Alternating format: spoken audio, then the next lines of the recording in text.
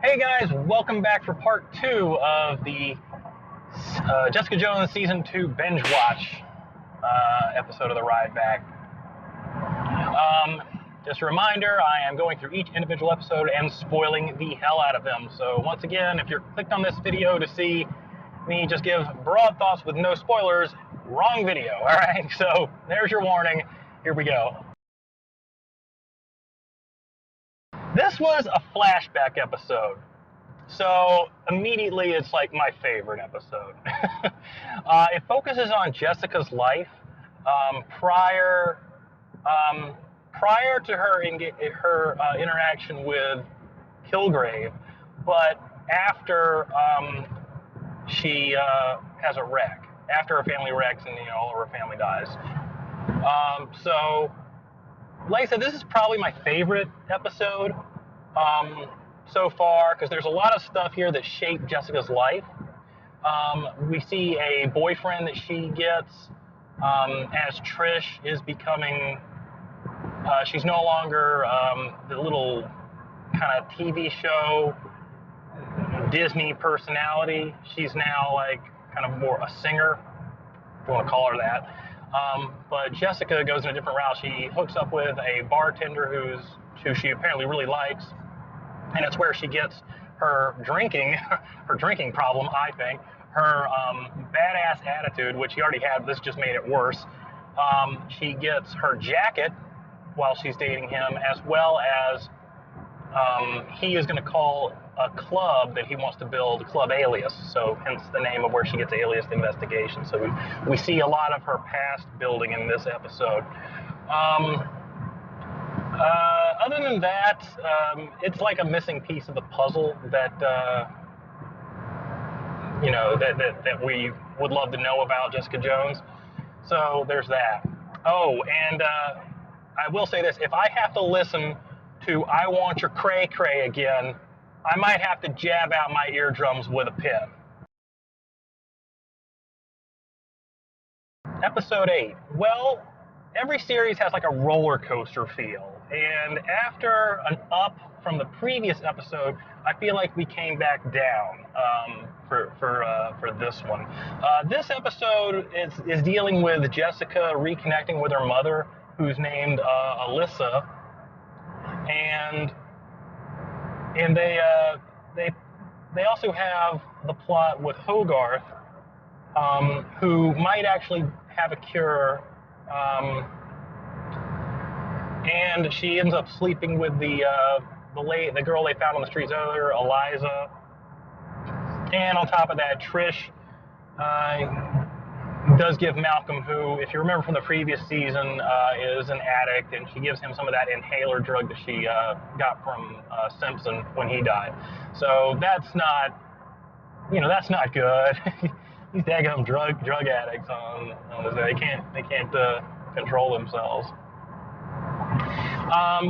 Things do get a little interesting towards the end of the episode, when an assassin actually tries to kill Alyssa in Alias Investigations, like right next to Jessica. We're more than halfway done, only a few more episodes to go. Lots to unpack in this episode. Lots of stuff goes on in this episode. It's like they took everything that happened in the previous episode, and this episode is where that needs to come to a head. So let's start with Trish. She quits her job and she runs out of her inhaler drug, right? So she's kind of like recovering from her addiction, and it makes her extremely irritable. So she quits her job, and she kind of gets a job interview with an actual cable news network, and it doesn't go well. As for Hogarth, she gets the healer Shane out of prison. That's where he was, and she gets his treatment. It's remained to be seen at this point if it worked. It wouldn't be unsurprising in a world where people can do all of these amazing things, so this could happen. As for the shooter, who was it? It was actually Price Chang, who Jessica and Alyssa managed to get and duct tape and sedate in their bathtub. And so I'm sure that's going to work out as well. And while the two Joneses, those two, they actually end up helping Oscar out, whose ex kidnapped their son. And, you know, Jessica still does the right thing and turns her mom into the cops, though. So lots going on in a good episode for me, you know. So I just kind of really like where this one is, especially because we see Jessica use her investigation skills really quickly to do a heroic thing and save Oscar's son from a kidnapping. So that was really cool. 4 more to go. This episode mainly deals with the aftermath of the previous episode, so it has a similar formula to another episode earlier. Alyssa is now in jail after the cops take her to prison. Actually, I wouldn't say she's in jail; she's in friggin' prison. But she ends up having like an abusive guard. And as for Hogarth, she was fooled and she wasn't healed, and they end up stealing like all of her stuff. I mean, like Eliza and Shane just basically conned her, and they steal like everything she owns. As for Trish and Malcolm, they actually tracked down Dr. Carl Mollusk, who escaped in a previous episode. Jessica does track down the guard, who turns out to be a serial killer that would force inmates to commit suicide. So I thought that was a cool little subplot, but I also felt like they kind of added it in, like they needed to pad out the season in some way. Not a bad episode, but the ending, as it resulted, is that she actually ends up killing him. I mean, she's blinded and it's in self-defense, but you know, she still ends up actually killing him. So just more of them tying up loose ends at this point in the series. They're not completely done, though. It's not my favorite. It's a good episode, but not my favorite. A few more to go. My God. Okay, this was a fun episode. After Jessica's self-defense killing, all right, after she kills the guard, she starts hallucinating about who else? Friggin' Kilgrave. That's right, David Tennant comes back in this episode. And it's not like he's in it for just a brief cameo. No, he's in the whole episode, constantly whispering in her ear, telling her that she should kill more people. It's really cool. So this is probably my favorite episode of the entire series. All right, so he's whispering to her to kill more, and she almost does when she tracks down. Oh God, who did she track down?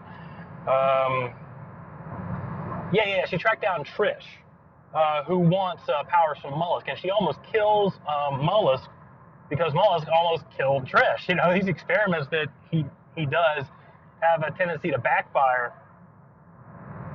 Now she doesn't, of course. Mollusk does commit suicide by exploding some oxygen canisters. So I'm sure that's gonna sit well with Jessica's mother, Alyssa. So that's not a good thing. Although I did make a promise. David Tennant started singing "I Want Cray Cray." You made me do it. You made me do it, Jessica Jones. Okay, so as the pre-ultimate episode of Jessica Jones, the second to last of season 2, a lot of stories are beginning to tie up some loose ends. I know I've said that in a previous episode, but here is where they start actually doing it. Get a little traffic here. Trish is recovering in the hospital from her experiment, which did not go too well.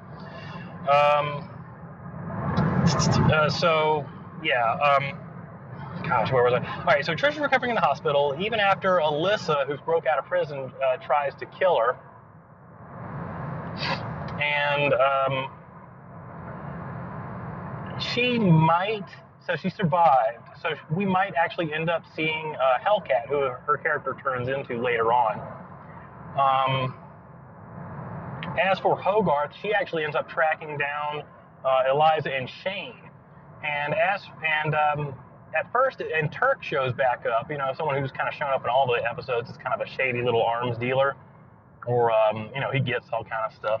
And he gives her a gun, and if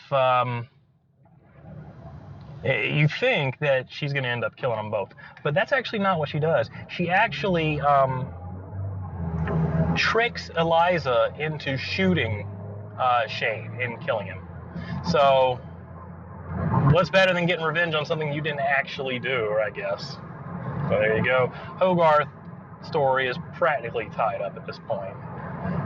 Although her ALS is not cured as far as I know.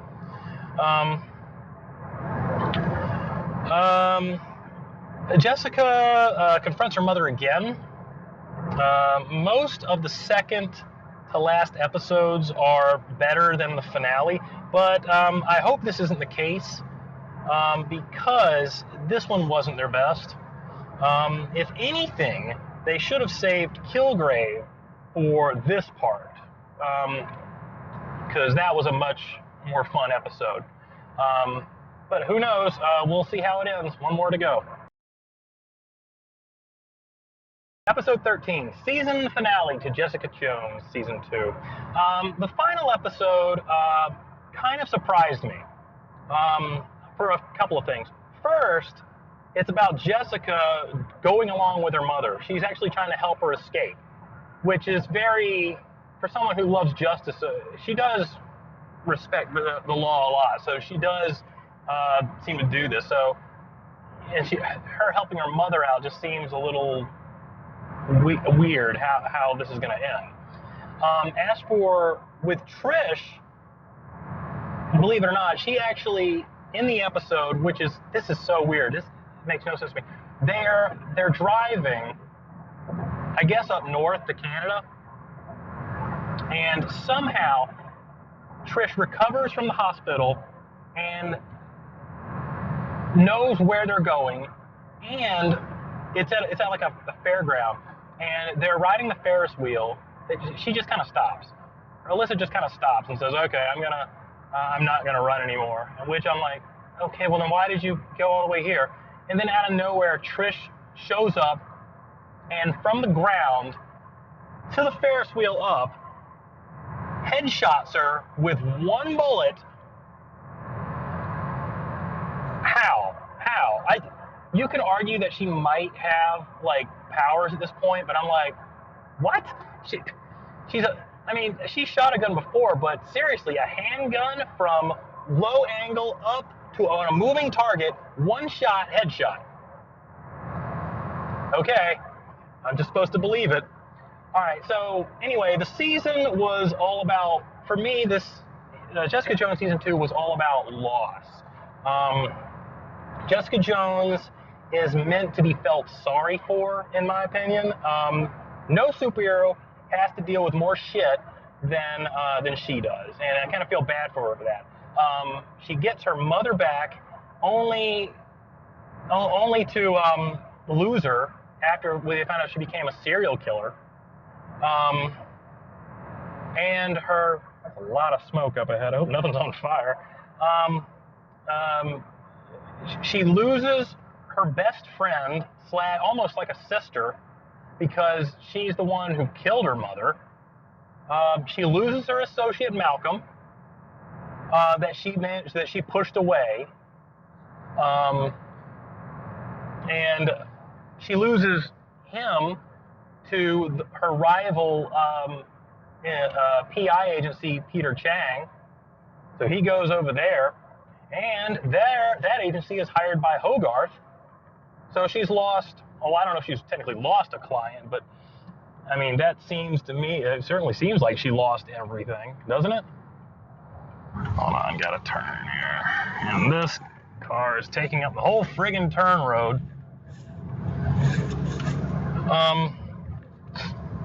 So Jessica loses basically everything. You know, she loses everything in this season finale. Only really gaining one relationship, and that's with Oscar and his son. So overall, Jessica Jones season 2 was interesting, and a mystery series should be, but the character is just so depressing. There's nothing wrong with that. It's just different. Overall, it's not my favorite of the Netflix series, but it's still a strong. It's still a strong story, and it still loads better than regular television series.